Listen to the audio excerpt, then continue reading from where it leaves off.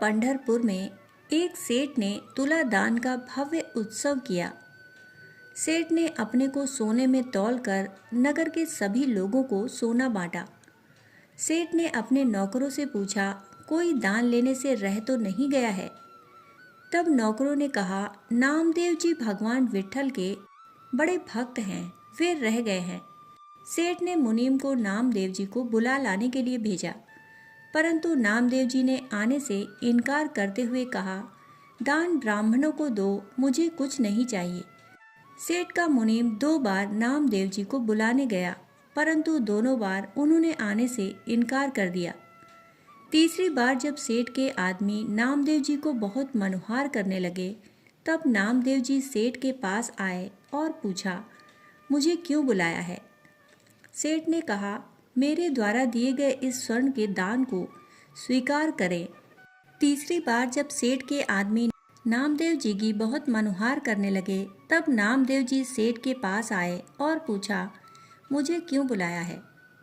सेठ ने कहा, मेरे द्वारा दिए गए इस स्वर्ण के दान को स्वीकार करें, जिससे मेरा कल्याण हो। नामदेव जी ने कहा, देने वाला तो केवल एक भगवान है, उसी से हमें मांगना चाहिए, बाकी सारा संसार तो भिखारी है। संसार के दुख दूर करने वाली औषधि केवल राम का नाम है। दाता एक राम, भिखारी सारी दुनिया, नाम एक औषधि, दुखारी सारी दुनिया। लेकिन धन के मद में सेठ को नामदेव जी की बात समझ नहीं आई और वह नामदेव जी से सोने का दान लेने की जिद करने लगे। तब नामदेव जी ने सोचा, इनका धन का मद दूर करना चाहिए। नामदेव जी ने कहा, तुला दान से तुम्हारा कल्याण तो हो गया, अब मैं जो मांगू वह मुझे दीजिए। नामदेव जी ने अपने आराध्य भगवान श्री कृष्ण को अत्यंत प्रिय तुलसी के पत्ते पर राम नाम का केवल आधा रा अक्षर लिखकर सेठ को दिया और कहा, इसके वजन के बराबर तौलकर मुझे सोना दे दीजिए। सेठ ने अहंकार पूर्वक कहा, नामदेव जी क्यों हंसी करते हो? इतने थोड़े से सोने से क्या होगा? कृपा करके थोड़ा ज्यादा सोना लीजिए, जिससे मुझ दाता की हंसी न हो। नामदेव जी ने कहा, इस तुलसी पत्र के बराबर सोना तौल कर देखो तो सही, फिर देखो क्या विचित्र खेल होता है। यदि तुमने इसके वजन के बराबर सोना तौल दिया तो मैं तुम पर प्रसन्न हो जाऊंगा।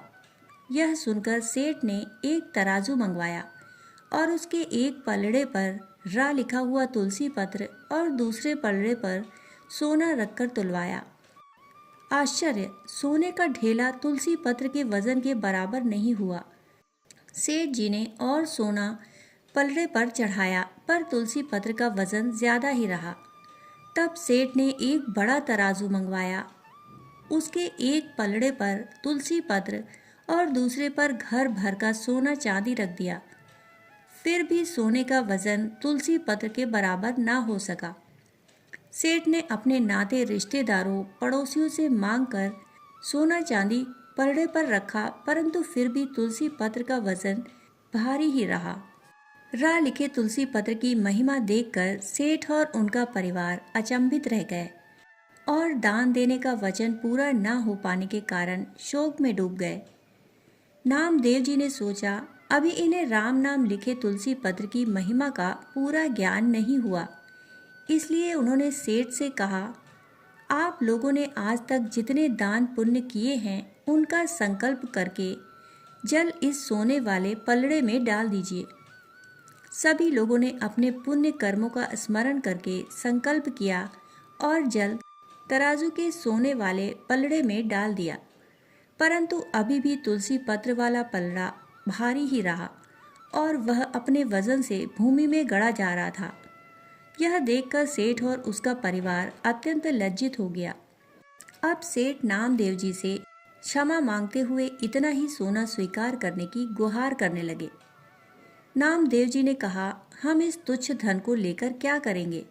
हमारे पास तो राम नाम रूपी धन है, यह धन उसकी बराबरी नहीं कर सकता, ना ही इस धन से कल्याण हो सकता है। नाम की और तुलसी की महिमा जानकर आज से तुम लोग गले में तुलसी की कंठी धारण करो और मुख से राम नाम जपो। यह कहकर नामदेव जी हरि गुण गाते अपने घर चले गए। सबका पालनहार वह एक राम ही है। संसारी प्राणी तो दान ही दे सकते हैं, परंतु मनुष्य की जन्म जन्म की भूख प्यास नहीं मिटा सकते। वह तो उस दाता के देने से ही मिटेगी। इसलिए मांगना है तो मनुष्य को भगवान से ही मांगना चाहिए। अन्य किसी से मांगने पर संसार के अभाव मिटने वाले नहीं हैं।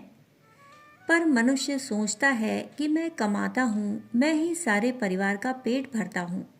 यह सोचना गलत है। इसलिए देने वाले के नेत्र सदैव नीचे और लेने वाले के ऊपर होते हैं। यही बात रहीम जी ने कही है। देनहार को और है, देत रहत दिन रैन, लोग भरम मोपे करें, याते नीचे नैन। दोस्तों, कहानी सुनने के लिए आप सभी का बहुत बहुत आभार। फिर मिलते हैं ऐसी ही एक और नई कहानी के साथ। तब तक के लिए धन्यवाद।